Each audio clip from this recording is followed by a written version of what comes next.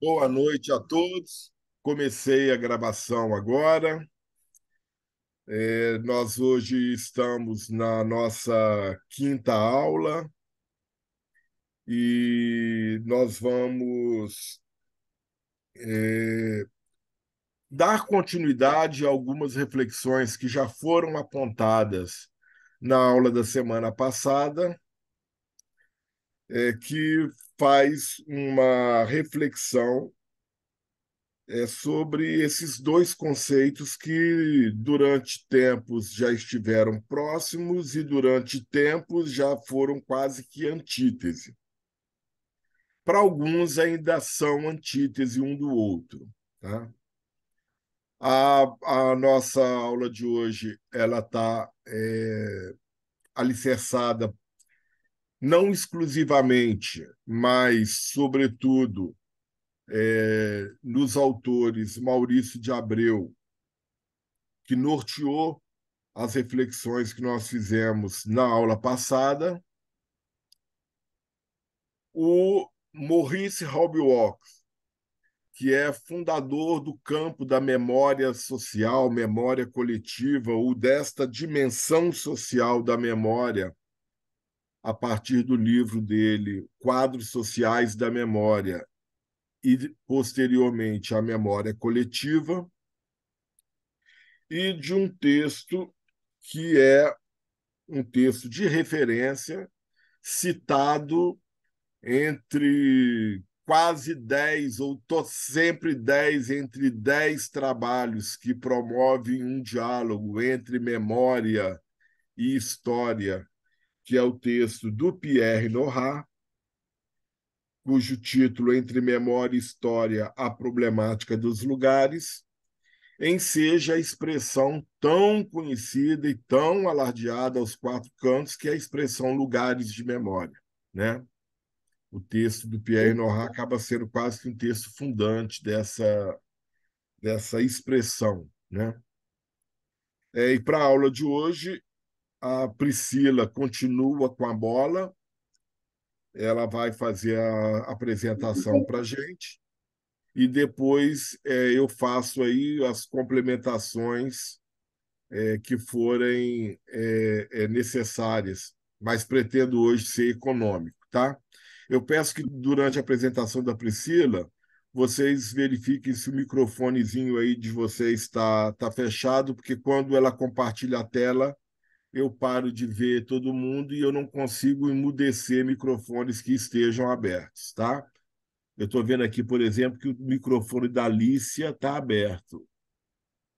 Se não me engano, o Alessandro também. Enfim, deem uma olhadinha aí nos microfones de vocês e fechem, por favor, durante a apresentação. Depois, à vontade, ou se for o caso de alguém tiver alguma dúvida e quiser interromper a Priscila, aí abre o microfone e fala, ou põe aí o sinal no chat ou na própria tela aí, tá bom? Então, Priscila, a palavra está com você.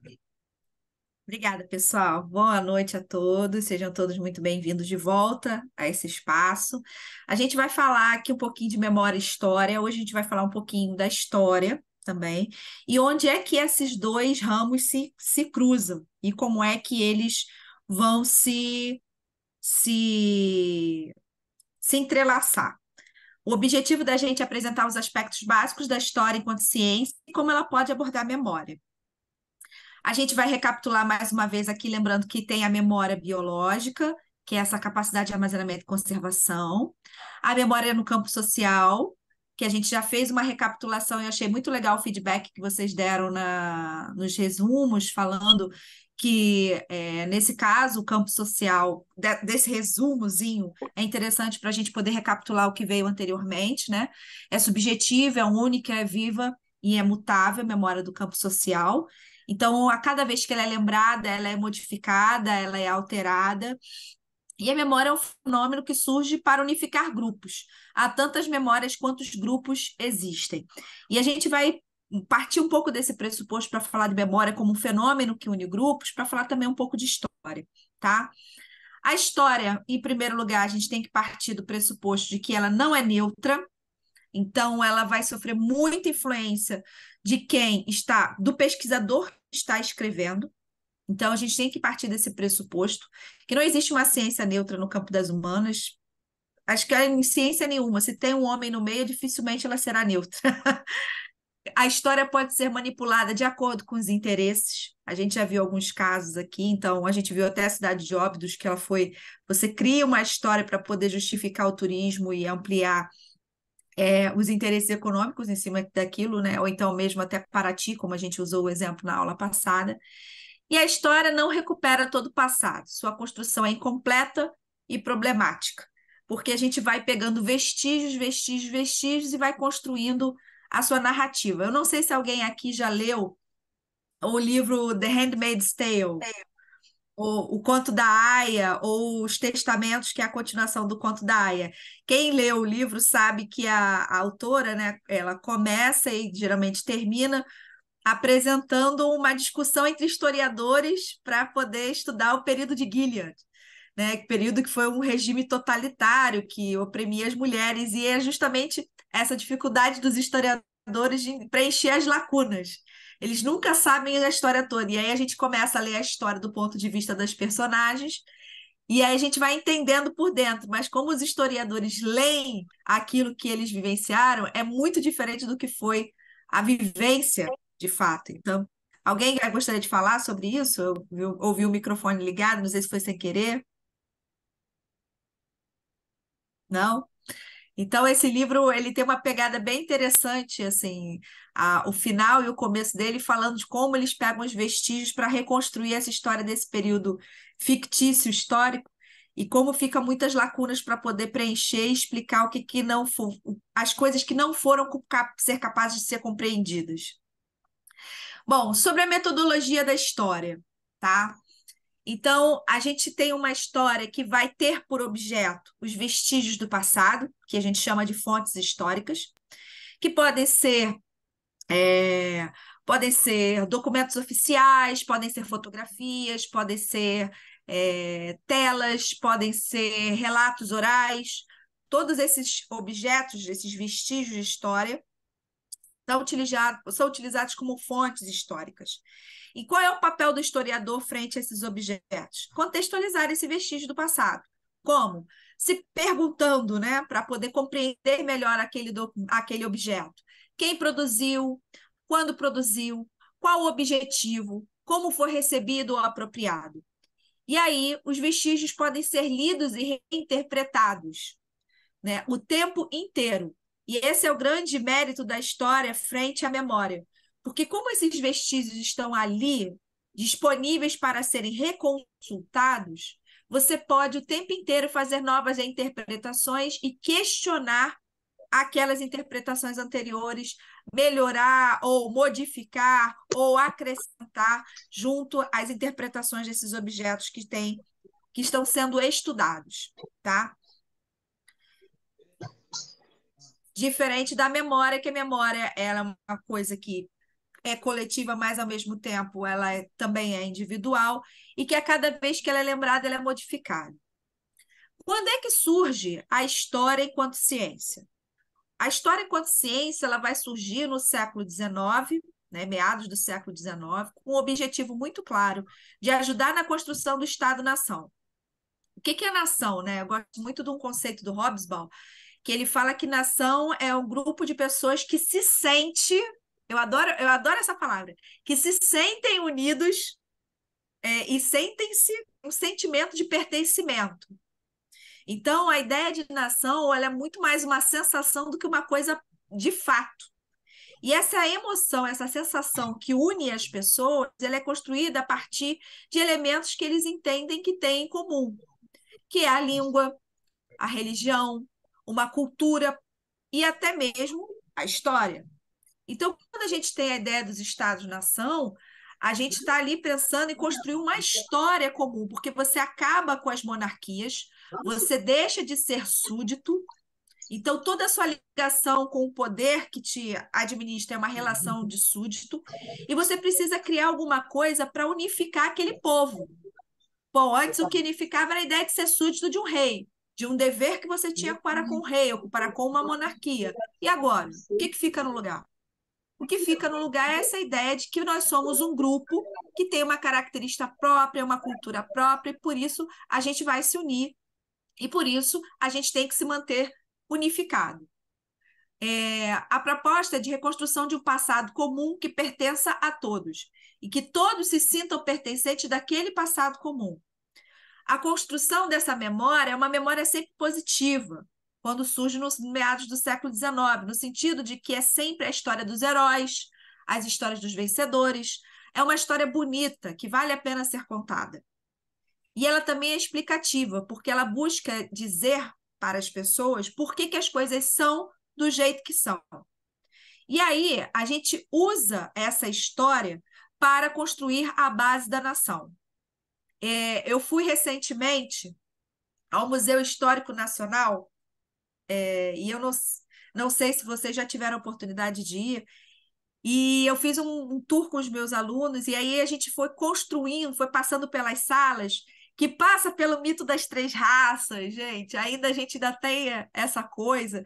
Tem um quadro ótimo no início que vai mostrando os principais pontos da história do Brasil que unifica todos nós numa ideia de que nós temos um passado em comum e que nós somos responsáveis por passar para frente aquele passado em comum, aquela história em comum.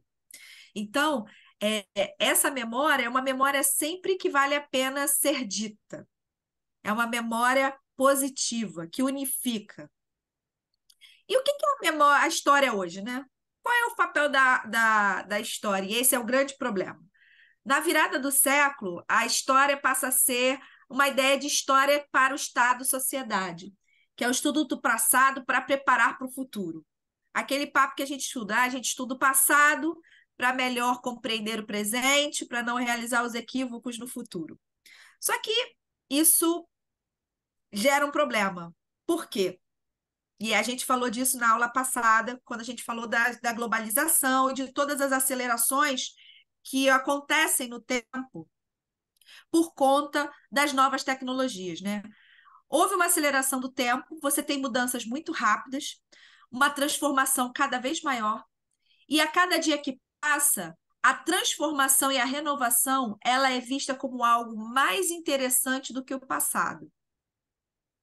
E você também tem uma dificuldade de planejar esse futuro com base nesse passado, porque as transformações e as mudanças são tão distintas, são tão díspares, que não dá para você se calcar seu pé no passado para você planejar o futuro.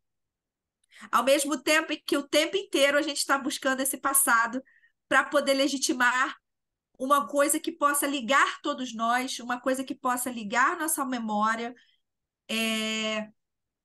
para conseguir entender esse tempo que passa tão rápido. Então, a gente, por conta de passar esse tempo muito rápido, a gente tem passado pela necessidade da memória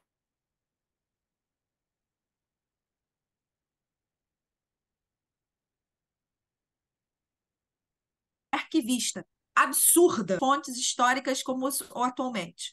Eu não sei o que será feito de metade delas. Algumas delas, inclusive, eu não sei nem se vão conseguir ser resgatadas. Eu fico pensando assim, caraca, quantos arquivos eu tenho em DVD, em CD-ROM? E agora eu não consigo nem acessar mais esses arquivos. Então, a gente produz arquivos, a gente produz uma quantidade absurda de fotos, e a gente não utiliza metade dessas fotos. Então, a gente tem um problema que a gente produz muito documento para essa checagem, mas, ao mesmo tempo, é documento demais. Mas qual é o objetivo da gente quando produz essa quantidade absurda de documentos? É que a gente não quer esquecer. Porque as mudanças são tamanhas que a gente não quer esquecer, então a gente produz esses registros.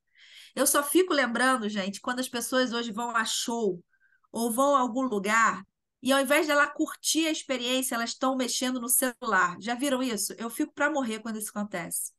Às vezes o show tá rolando felizão lá e a pessoa tá com a câmera aqui gravando e eu me pergunto 1000 vezes quantas vezes essas pessoas irão acessar esses vídeos que elas produziram. Mais importante que elas estão querendo fazer com aquilo ali é dizer, eu não quero esquecer desse momento. E aí eu delego para as tecnologias essa coisa da memória, mas ainda assim você provavelmente você não vai revisitar esses registros que você fez e provavelmente por estar fazendo esses registros, talvez você deixe de viver a experiência de uma forma mais ampla. Antônio, você quer falar alguma coisa? Não, tá, o microfone está desligado. Nossa, eu me entreguei aqui, né? Você já conhece os meus tiques, quando eu começo a coçar aqui o nariz e colocar, é porque eu estou querendo falar, né? Bom, já eu não ia te interromper, não, mas já que você me deu a palavra, não tirando absolutamente nada do que você colocou, eu só quero fazer uma pontezinha com uma questão que a Priscila estava colocando. Cismei de chamar você hoje de Patrícia, não vai ter jeito. É que a Priscila estava colocando, que é essa questão da história com a nação, mas essa nação que está surgindo é uma nação que está atrelada ao conceito de Estado. Por que que eu estou colocando isso? Na verdade, não sou eu. Quem está colocando é o Pierre Nora. O Pierre Nora vai dizer que o surgimento do Estado-nação ele é responsável pelo silenciamento de muitas memórias e de uma homogeneização de memórias que passarão a ser constitutivas de uma única memória nacional que constará das bibliotecas, arquivos e museus nacionais que passam a ser construídos nesse tempo, edificados nesse tempo. E esses lugares, bibliotecas, museus, arquivos nacionais que surgem, são revestidos de uma monumentalidade porque eles refletem essa, aspas, memória nacional. Essa nação no singular, ela silencia pela constituição política de um ente, Estado, as nações no plural. Isso é importante para a gente entender, por exemplo, porque que. Vou dar um exemplo, como poderia dar vários outros, mas vou dar só um. Por que que a gente ouve tantas questões que envolvem, por exemplo, a situação na Espanha? A região catalã tem a ver com o processo de constituição do Estado espanhol a partir da conjunção de reinos, de nações que fundam um ente, Estado espanhol. Este Estado no singular, detentor de uma memória nacional, que para isso cria entidades que guardarão e perpetuarão essa ideia de uma memória nacional no singular, ele é o ocultador de muitas memórias de nações que passam a ser silenciadas em nome da memória nacional. Isso é importante ter em mente para que a gente sempre se lembre de que a construção do Estado, o Estado não é algo natural. O Estado é algo fictício, é uma criação. E essa entidade criada, Estado, ele não necessariamente dá conta da complexidade das nações que conformam este Estado. E, obviamente, como disse Robbie Williams, se há tantas memórias quanto grupos existam, é de se esperar que determinadas memórias terão que ser silenciadas para que esta memória nacional seja no singular e se sobrevalha às demais, né? Bom, não falei nada que a Priscila já não tenha falado, mas eu quis pontuar isso, porque esse é o eixo Aprofundou. central, esse é o eixo central do texto do Pierre Nora. Tá bom? Beleza. Vale, Continua aí, Priscila, que Antônio. está perfeito, Priscila. Vamos aprofundando, vamos caminhando aqui. Então, assim, em cima dessa memória arquivística, a velocidade com que a gente tem hoje esquecido, né, tem sido muito maior. E a história, e aí a gente se pergunta em que momento a história e a memória vão se relacionando, né? E aí a primeira coisa, a história busca a verdade. A verdade como? Através do seu método científico. Através de, por exemplo, de como ele vai trabalhar esses vestígios, essas fontes, como você produz os relatos, como você faz a checagem dessas informações. A história põe em questionamento a memória, porque ela quer cruzar informações para checar se aquela memória tem uma relação de concretude, ou se aquela memória é uma memória que sofreu alteração na hora que ela está sendo lembrada, e está sendo sempre sofrendo essa alteração. A memória precisa dar conta do que foi a história precisa dar conta do que foi esquecido. Então a história tenta, de certa forma, preencher as lacunas, mesmo que quase impossível, mas tenta preencher as lacunas que muitas vezes a memória deixa. E a história é hoje responsável por tornar presente a memória e dar sentido a ela. E aí eu acho que vem o conceito muito interessante do Nohar, que é os lugares de memória. Como é que a história vai trabalhar essa questão da memória? E aí eu vou trazer um exemplo para vocês que a gente vai trabalhar aqui, que eu gostei muito, eu queria utilizar esse exemplo com vocês. Podem abrir o microfone para a gente conversar, para a gente debater. E eu queria apresentar esses dois lugares, sem falar muito sobre eles, só com os nomes que estão aqui. Qual desses é um lugar de memória? Opção 1, Parque da Juventude em São Paulo. Opção 2, Campo de Concentração de Auschwitz, na Polônia. Eu acho que os dois, né, Priscila? Não Os necessariamente. dois? Eu acho que os dois. Vocês Eu acho que conhecem? os dois, mas depende do contexto, do enquadramento, porque essa SB, eu tive lá, né? A questão do Carandiru, que é um lugar de memória, sobrou um pedaço dele, e Auschwitz, que ainda é vamos dizer assim, né? O registro da memória que eles deixaram lá para que não se repetisse. Então, depende muito do contexto que a gente vai abordar. Mais alguém?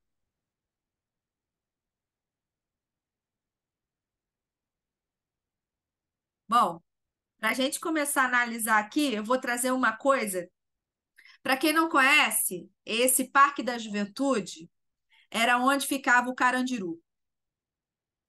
O Carandiru foi desativado nos anos 2000. Sobrou essa ala, que foi a única que foi deixada, que era a ala mais, entre aspas, tranquila do Carandiru, que era onde ficava a parte da ala médica e dos réus mais tranquilos. O restante do Carandiru foi todo demolido, construiu-se uma biblioteca, e onde é esse prédio que vocês estão vendo no meio é uma escola que tem um curso técnico de museologia. Vejam, não se tinha a proposta inicial de se criar um memorial do Carandiru aqui. Quem criou o memorial do Carandiru foram os alunos do curso de museologia.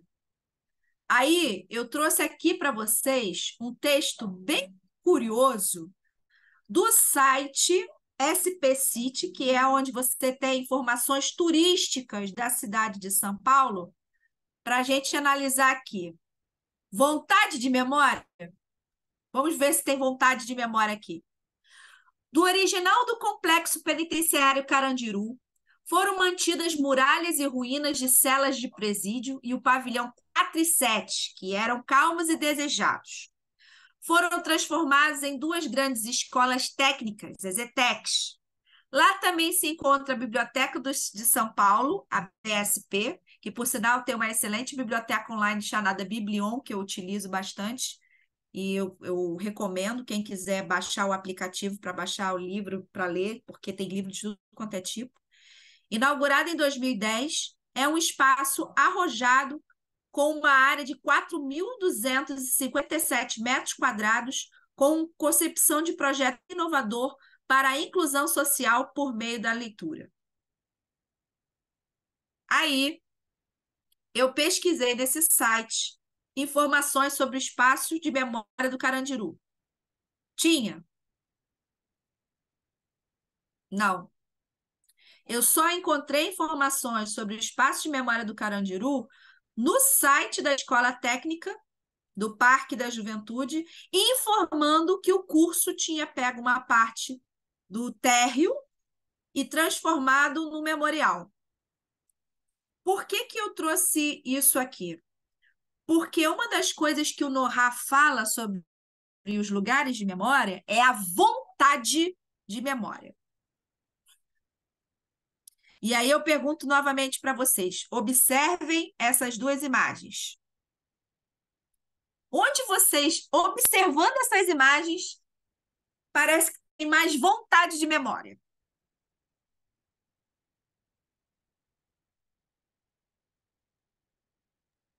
Acho. Olha, eu fico um pouco na dúvida, porque acho que nas duas me dão muita vontade de memória, né? Eu passei muito ali na época que tinha o Carandiru, utilizei muito o metrô, então eu vi aquele presídio e lembro desse massacre. E o campo de concentração a gente nem precisa falar, né? Então talvez o meu entendimento esteja equivocado, mas os dois me remetem memórias muito fortes pela situação violenta ali, em ambos os lugares, em proporções diferentes, em situações diferentes, em épocas diferentes. Mas os dois me afetam. Beleza. Mais alguém? É, assim, se a gente parar para pensar que a memória construída no Brasil, ela vem dos, muitas aspas, né, do Estado dos vencedores, a gente não tem memória, né? A gente tem o resquício do que quer se contar. Então, quando a gente pega a literatura, que não foi abordada agora, o professor também estava falando, eu peguei o início da sua fala e lembrei do que eu já li, das discussões. Hoje, o lugar de memória, nessa perspectiva que está aqui nas fotos, seria Auschwitz, porque ela tentou, não se derrubou nada, não se mascarou nada e não se desfez. É o contrário, é o memorial, é igual, mal comparando, porque não sobrou, né? As Torres Gêmeas. Deixaram lá aquele vazio com um lance lá com o nome dos mortos, tal, tal, para as pessoas verem. No Brasil não há essa vontade, não há essa disposição. Por outro lado, esse exemplo do Carandiru me fez lembrar um museu que tem em Pernambuco, que é feito dentro do Cadeião, não lembro o nome do lugar, eu tenho até foto, aonde permaneceu a estrutura física, né? Estranha, você entra, se você não souber da história, você vai achar interessante, tal, os calabouços e tal, mas quem leu e sabe mais ou menos o que é um cárcere, a pessoa vai ver e não vai se sentir bem. Lá preservou-se a estrutura do prédio, as celas horrorosas, né, vamos dizer assim, mas ela também não é o enquadramento da memória, vamos dizer assim, não é a memória estabelecida pelo Estado.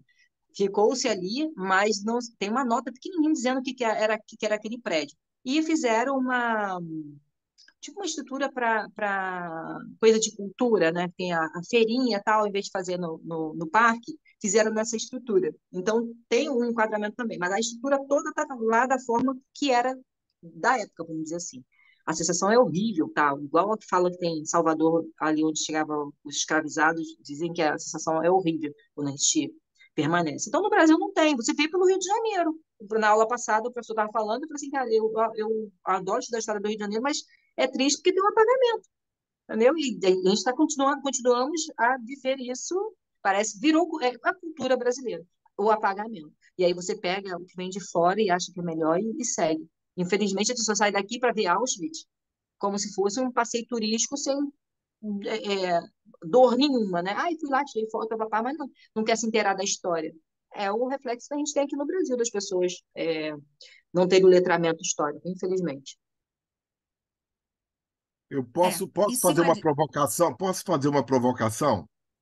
Pode, É, Antônio. dentre a foto um e 2, qual foto para vocês reflete o que ela representa originalmente? A dois. Eu acho que não há dúvidas. Por que que a 2 reflete o que ela representa originalmente? Porque na 2 o desejo de memória é explícito. A memória que é provocada na 2, ela é uma memória que deseja aflorar. intencionalmente. Ela é uma memória que aflora. A memória subterrânea que está no um, ela é subterrânea, metafórica e materialmente. Não é que no um não haja memória e não seja também um lugar de memória. O que a Priscila está provocando a vocês é qual dos dois lugares a vontade de memória nas palavras do Nohar se faz de uma forma mais explícita. E quanto mais a vontade de memória se faz de uma forma explícita, mais potente é essa memória. Vocês concordam com isso? Sim. Professor, Oi. é uma coisa que eu estava refletindo, eu posso estar falando sem fundamento, e você me corrige, por favor, mas essa diferença na memória também não pode significar o que, no hoje, cada um desses grupos que anteriormente era subalternizado, eles adquiriram de expressividade e intenção e força política e coesão enquanto grupo? Quer dizer, no hoje, o Para que mim, cada para um mim, perfeito. consegue influenciar no momento na memória antiga? Disse tudo, Daniela. Não é à toa que você foi minha aluna e orientanda. Professor pretensioso narcisista é foda, né? É, o que a Daniela trouxe é o seguinte: a posteriori, qual é o poder dos grupos se fazerem lembrados e construírem determinadas redes de memória? É isso aí. Não dá, eu não tô aqui colocando qual sofrimento tenha sido mais ou menos, eu não estou querendo fazer um ranqueamento de qual barbaridade foi maior, grupo um ou grupo 2, não é isso. Mas qual é a expressividade que os detentos, assassinados e seus familiares têm diante de grupos de judeus que muitas vezes têm poder, inclusive político e financeiro, para alardearem aos quatro cantos do mundo as atrocidades que sofreram. Então é óbvio, Daniela, que a expressividade, o lugar social que os grupos adquirem tem impacto direto na memória que se cria a partir da sua vivência e da sua historicidade. Por isso, o lugar de memória, não na perspectiva de Nohar, o lugar de memória no sentido simbólico é o lugar de disputas. Não existe memória sem disputas. Tá? Perfeito. Gente, só para lembrar que Auschwitz, quando foi criada, ela foi criada por um grupo de ex-prisioneiros que, quando acabou a Segunda Guerra, eles propuseram criar ali um memorial. E isso foi alimentado pela União Soviética, porque vamos lembrar que nessa época a Polônia estava sob o domínio da União Soviética, porque a União Soviética queria marcar as atrocidades do nazismo. Então, teve um financiamento político por parte da União Soviética muito pesado para que isso virasse um memorial também. Então, a gente está vendo aí um memorial que também está, de certa forma, com a força da Guerra Fria, começando a agir. Olha o poder da União Soviética de criar memoriais para poder falar como ela foi maravilhosa, a União Soviética, ao libertar essas pessoas durante a Segunda Guerra Mundial. Isso também está sendo colocado aí quando esse campo de concentração virou memorial. A gente quase não lembra desse fato, né? A gente lembra mais dos horrores do Holocausto, do nazismo e tal, mas também tinha esse fator. O memorial de Auschwitz era também, para o Estado soviético, um memorial da força soviética na derrubada do nazismo, tá? Bom, aí a Vou gente fazer vai entrar um pouquinho. não querendo interromper a continuidade pelo avançar da hora, mas também não quero deixar o Lucas sem resposta. Está aqui no Ah, chat. tá, desculpa, não estou ouvindo. Não, pode deixar que eu estou vendo. A derrubada dos monumentos de Lenin e do Exército Vermelho nas antigas repúblicas soviéticas pode ser considerada uma falta de vontade de memória ou um mero apagamento?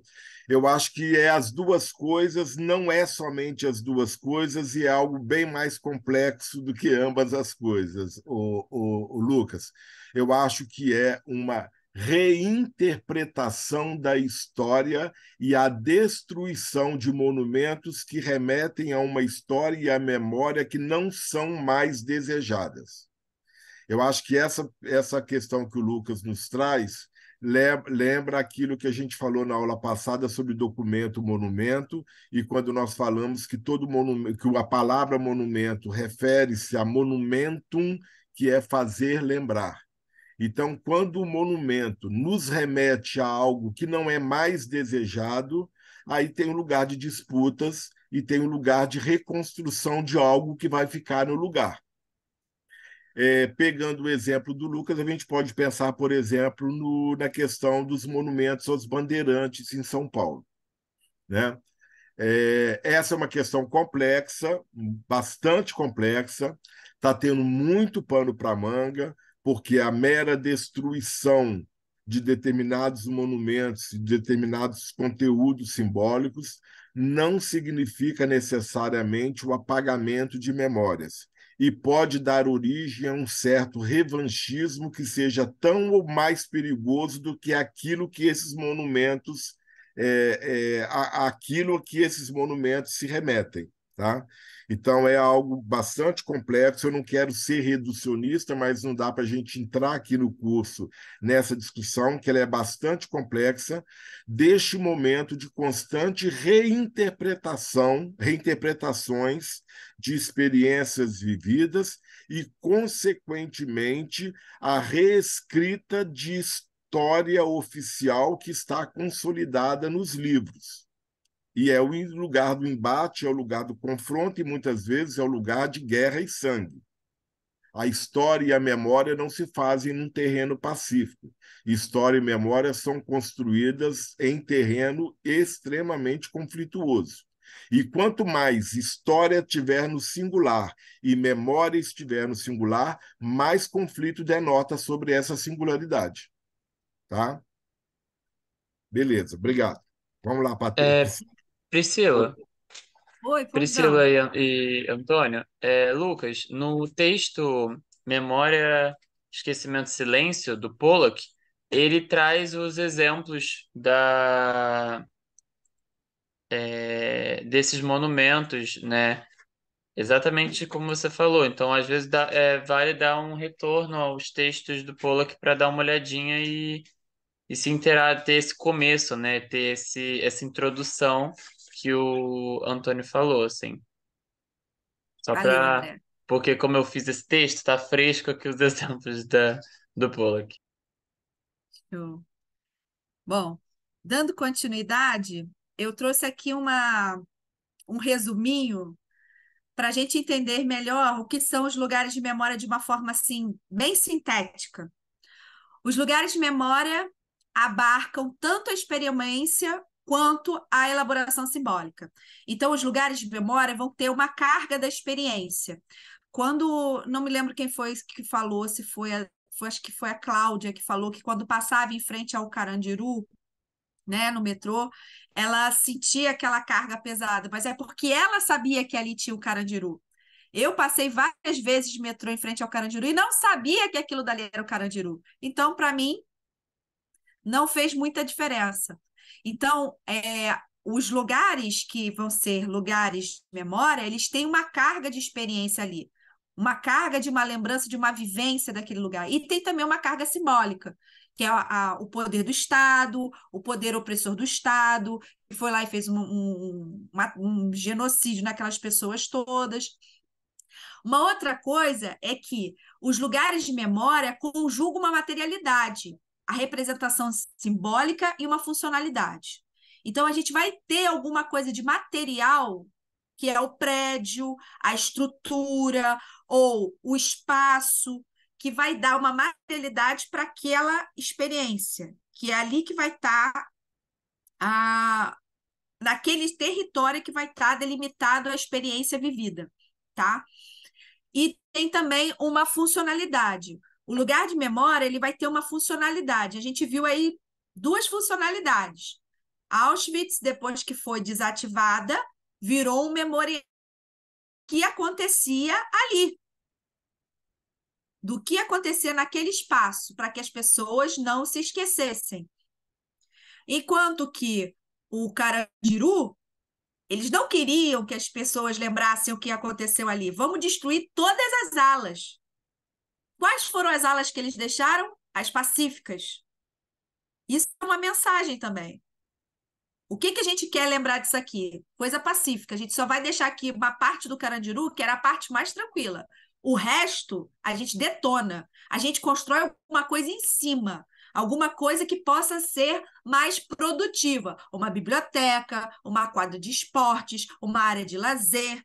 Você destrói aquele espaço.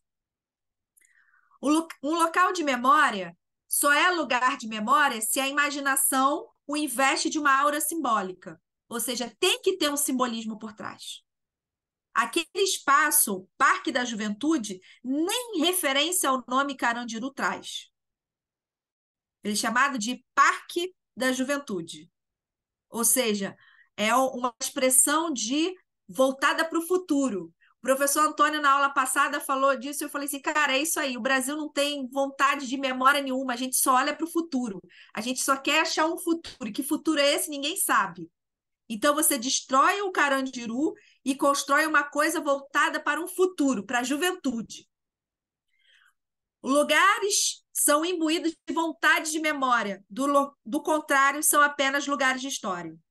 Eu, particularmente, quando vejo o resquício do Carandiru, apesar de ter um memorial ali, eu vejo que o Estado não teve vontade de memória. O que teve foi vontade de apagamento, de esquecimento. E é um local de história porque quem sabe, quem conhece, quem tem ali as informações que ligam aquele vestígio àquele passado, vai entender que aquilo dali é um lugar onde aconteceu um fato histórico. Mas, no fundo, não se tem vontade de memória. Não se quer lembrar a crueldade do Estado. Não se quer lembrar que o Estado falha. Não se quer lembrar que o Estado saiu impune. Não se quer lembrar que os policiais não foram condenados. Muito pelo contrário. Então, os lugares que saem da memória coletiva para entrar na memória histórica, e eles tentam perdurar-se em lugares com a história em acontecimentos. Ele quer perdurar aquele acontecimento. E se a gente olha bem aqui, eles querem perdurar o que aconteceu no Carandiru? É só a gente ouvir essas quadras e essa biblioteca. Muito pelo contrário, eles querem apagar o que aconteceu ali.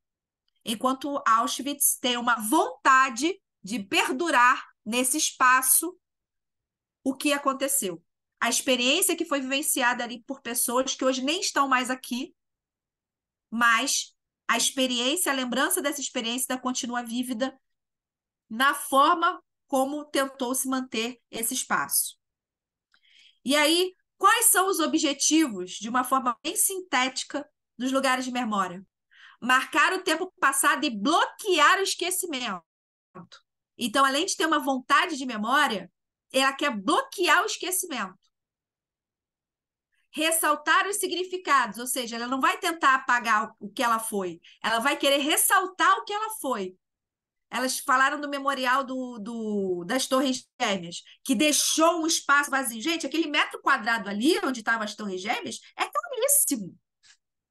E deixaram o vazio que incomoda, com o nome das pessoas. Por quê? Para dizer da falta que faz as pessoas que estavam ali, que estavam trabalhando ali naquele espaço. Então, ela quer ressaltar o significado. Agora, vamos voltar lá novamente.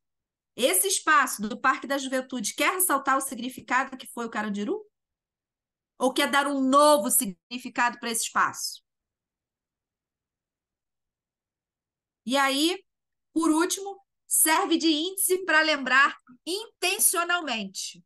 Então, você vai olhar... Desculpa, minha bateria está acabando. Eu vou ter que ir rapidamente plugar, que senão eu vou cair.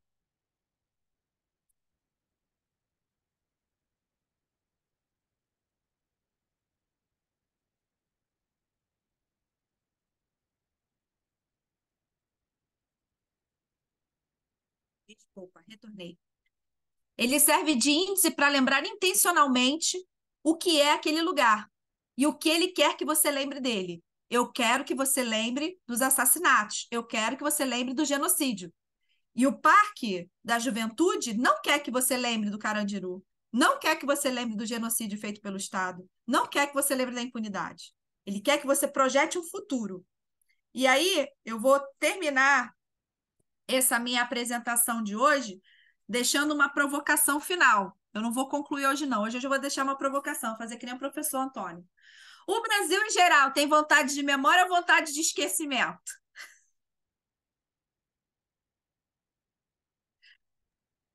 E assim, eu encerro a minha apresentação de hoje. Parabéns, Priscila. Eu, Valeu. eu preciso dizer, e não é retórica, tá? Eu não daria uma aula melhor, não. Professor, Priscila, Pois não. oi. Tem um interessante um dos pontos aí que você ressaltou, né, sobre a questão da aura e do uso da imaginação, que Pernod fala. E então, de repente, o lugar de memória não necessariamente precisa ser um lugar físico, né, um local. Se a imaginação investe de uma aura simbólica, por exemplo, a Marselhesa para os franceses pode ser um lugar de memória, né? Pelo que ela remete à memória da França, entende? Uhum. Deixa essa Aspecto, provocação para vocês aí também. eu acho que ela tem um aspecto simbólico, mas eu acho que quando a gente fala de lugar de memória, tem uma questão física mesmo do espaço.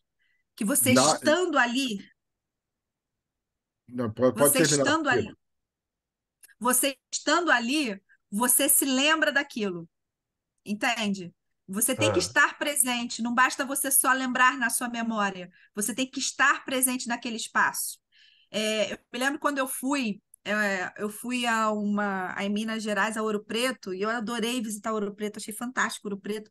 E eu entrei numa mina, uma daquelas minas que faziam exploração de ouro. Nossa, meu Deus do céu, aquilo ali me deu um negócio tão ruim, mas um negócio tão ruim.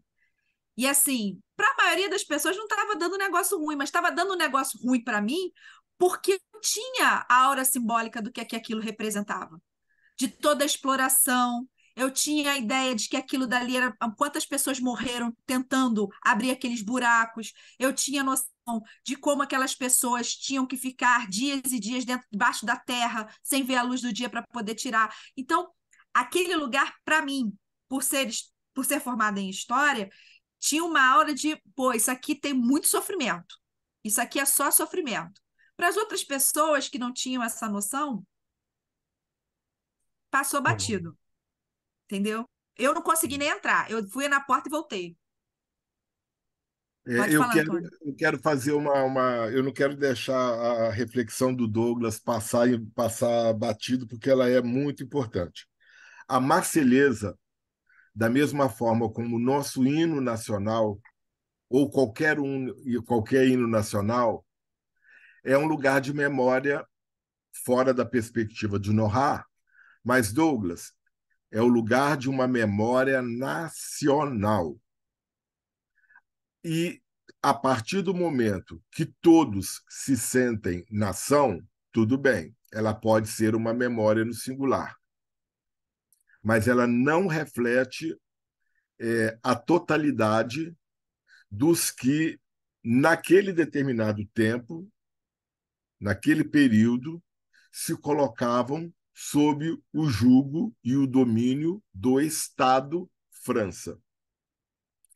Da mesma forma como no Sim. nosso hino nacional brasileiro, todas as tentativas de ruptura, de emancipação política ou de não reconhecimento do Estado imperial que nasceu com Pedro I em 1822, e depois que não reconheceram ou não desejaram o golpe militar que instalou a República Brasileira em 1889, de certa forma nem se sentiam contemplados com aquele hino.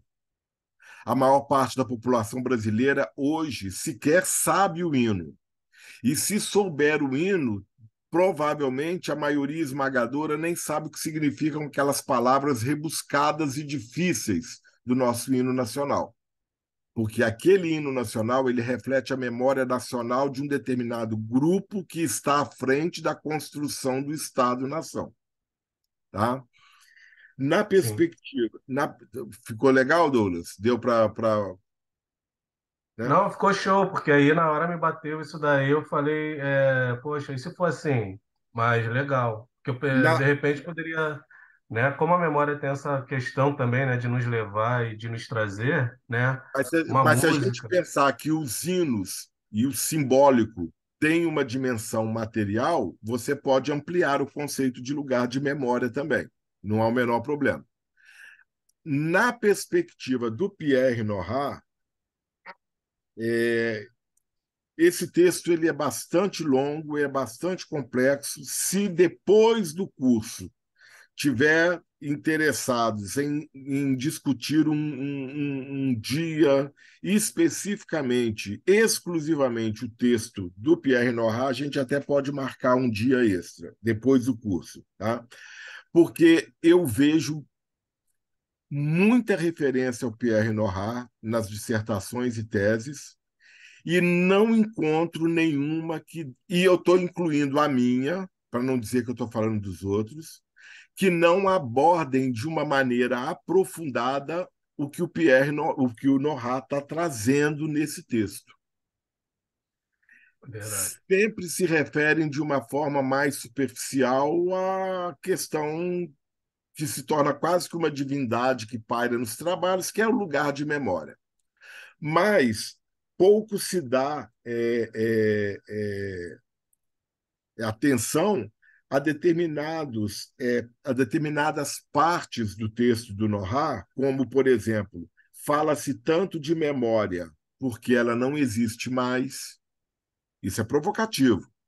Uhum. Um pouco mais adiante, ele coloca: há locais de memória porque não há mais meios de memória. A Marselhesa também é um meio de memória. Isso, exatamente.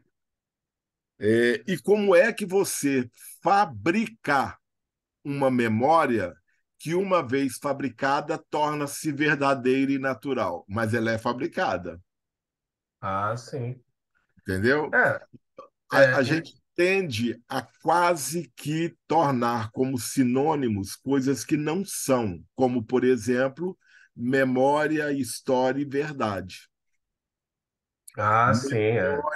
Memória como lugar da construção coletiva, talvez pelo nome do Maurice Robox, a memória coletiva, a gente tem uma visão um pouco edílica dessa coisa da dimensão coletiva, grupal da memória, como se não houvesse Sim, muito problema nessa construção coletiva. Não existe construção coletiva. Todos vocês vivenciamos a universidade e a gente sabe que se não há uma coisa fácil, é produzir algo coletivamente, é verdade. né? Não há Com nada certeza. de fácil em produzir algo coletivamente. E com relação à memória, não seria diferente, né? Exatamente. Da Até, mesma forma como. Fala, Doug, pode falar. não, assim, por exemplo, o meu TCC eu escrevi sobre uma graphic novel chamada Maus. De repente, alguns colegas aqui conhecem. Conhece, Priscila? Que é bem legal. E eu fiz um paralelo que na Unirio nós temos uma disciplina chamada Informação, Memória e Documento. E eu fiz um paralelo entre a obra, né, e a matéria, né, sobre essa disciplina Informação, Memória e Documento, onde passa muito pelo que o senhor falou, professor. Eu tentei enquadrar o Noah no meu TCC, mas eu não consegui, entendeu? Eu usei justamente o enquadramento de Pollack, né? Porque ali é a memória de Vladek, né? Sim, Mas ainda é sim. uma memória enquadrada pelo filho dele, pelo Art Spiegelman. Então, quer dizer, ainda é mais subjetivo ainda, porque o enquadramento do Vladek passa pelo tratamento do filho, quer dizer, ainda é, vamos botar assim, entre aspas, né? Contaminada pela mediação do filho dele. Então, para o senhor ver, né, você também, Priscila, como é que a própria memória ela pode, né, levar a certas subjetividades e não, de repente, aquela é a memória do Vladek, né? Não necessariamente, né, outros judeus vão ter uma outra forma de encarar aquilo, como também o próprio Arte. Depois procura as memórias da mãe dele, que também sobreviveu ao Holocausto. Nós não temos as memórias da mãe dele. O pai dele queimou essas memórias, né? Rasgou, infelizmente. Mas seria uma outra visão, uma outra questão, né? Dessa memória também. No De texto do Pollack, testemunho, né? Uma memória carregada de testemunho, né? no texto do Pollack, Memória, Esquecimento e Silêncio, que o André trouxe para a gente, tem uma parte que ele mostra como, dentro do grupo de judeus, foram feitas determinadas escolhas para definir quem falaria pelos grupos, pelos judeus e quem se Uhum. calaria na hora Sim, de fazer os relatos. Então, sim. há censura, há silenciamento dentro do próprio grupo É, oprimido e sim, silenciado, sim, né? muito, muito. Você podia depois compartilhar o link do seu trabalho com a gente, o Douglas. Ah, Tem... legal, é porque ele ainda não foi publicado ainda, a Unirio ainda não disponibilizou ele. Ah, tá. Mas eu teria Quando o maior prazer. disponibilizar, põe para a gente. E beleza. Muito obrigado. Parabéns, professor. Parabéns, Priscila. Valeu, Douglas. E para Obrigado. encerrar os comentários, que hoje eu vou. É difícil eu cumprir promessa, mas hoje eu vou cumprir, que a gente não vai ficar até tarde. É tão complexo quanto o texto do Pollack e tão superficialmente tratado como o texto do Pollack é o livro do Rob Walks, A Memória Coletiva. O cara teve um trabalho desgraçado para tentar fundar um conceito e nós que eu digo academia, eu estou me incluindo, e nós ficamos quase que 99% das citações do texto do livro do Howell Hawks, A Memória Coletiva, não passa do primeiro capítulo. O livro A tem minha foi essa aí. o livro não, eu também estou. Eu estou falando mal É, porque eu posso dizer porque eu estou me incluindo também, tá? O livro tem quatro. O livro tem quatro capítulos. O capítulo 1, memória individual e memória coletiva. Quase todos ficamos só nesse. sim, foi essa que eu usei Capítulo, mesmo. capítulo 2, memória coletiva e memória histórica. O capítulo 3, a memória coletiva e o tempo. E o 4, a memória coletiva e o espaço. E é um desperdício que quase todos ficamos no capítulo 1. Por isso, eu convido vocês a se adquirirem o livro A Memória Coletiva, passem do primeiro capítulo. Né? Eu me redimi depois de ter feito a tese. Cheguei ao capítulo 3, mas confesso que até hoje não li o capítulo 4, A Memória Coletiva e o Espaço. Eu li o 1 e o 2, pessoal. É, Aí depois eu precisei ler outras coisas, aí é o mal, é ficou o pelo mal de caminho. quem está, é o mal de quem tá lendo, fazendo, É, né? Mas eu convido vocês se adentrarem pela perspectiva do Howell Walks. Vocês podem ir por uma outra perspectiva. Se for, por exemplo, pela perspectiva do Henry Bergson, que é pau na muleira, o Howell Walks está muito discutindo e está escrevendo movido pela concepção bergsoniana da memória. E está querendo convencer que é possível criar, dentro do campo das ciências sociais, um entendimento da memória como uma dimensão social e coletiva, e não somente como uma dimensão individual, psicológica ou filosófica. Existe uma dimensão material e não individual do fenômeno da memória. Por isso, a gente diz que é uma obra fundante. O livro anterior, Os Quadros Sociais da Memória, até onde sei, não está publicado e traduzido para o Brasil. Mas o livro que vem é publicado quando ele já tinha sido assassinado, ele foi morto, inclusive, nessa situação, nesse contexto do nazismo, tá? Ele foi assassinado e quando saiu o livro, ele já tinha morrido. Saiu, se não me engano, a primeira edição um ano depois de ele ter morrido. Em 1949 para 1950, se não me engano, que saiu a primeira edição da Memória Coletiva. Tá? Então, eu sugiro que fique aí a apresentação com um pouco mais de cuidado dessa obra, que é uma obra fundante e, de certa forma, obrigatória para todos os que pretendem trabalhar com o conceito de memória nessa perspectiva não necessariamente individual. Ele não nega a dimensão individual. Ele não nega. Tanto que ele diz, embora a memória seja um fenômeno individual, o conteúdo e as formas dessas lembranças são socialmente condicionados. É a perspectiva durkheimiana. É o momento em que a sociologia durkheimiana está se consolidando também como um paradigma científico para o estudo das sociedades. Tá bom? A gente está falando aí de uma disciplina, a gente está falando de algo que para o pessoal de Bíblia é uma questão da organização do conhecimento, de fundamentos de determinada base epistemológica, como é que determinados conhecimentos se agrupam e formam um determinado campo de saber, como história, sociologia, biblioteconomia, filosofia e tudo, né? É algo bastante interessante de ser estudado. Tá? Então é isso. Eu acho que por hoje. Tem mais alguém que quer dizer mais alguma coisa, gente? Está todo mundo satisfeito? Está todo mundo cansado? Podemos encerrar por hoje, então? Então, acho que a gente fica por aqui hoje. Espero que tenha sido. Para mim, foi uma aula muito proveitosa, com muito conteúdo. Não se enganem com as nossas aulinhas, porque se vocês revisitarem, vocês verão que tem aí conteúdo bastante condensado e que dá margem aí para muitos estudos que venham a se desdobrar a partir do contato preliminar com essa bibliografia tão básica que a gente está trazendo aqui no curso para vocês. Tá bom? Então, beleza. Obrigado, Priscila, mais uma vez. Parabéns. Obrigado, André. Obrigado, Bia. Obrigado, Mariana. A Mariana hoje deve ter comido a aula toda, que a Mariana não abriu a boca. Ela deve estar comendo desde a hora que chegou em casa. Eu abri a boca sim. Eu falei. Eu só não abri a câmera. Boa noite para todo mundo.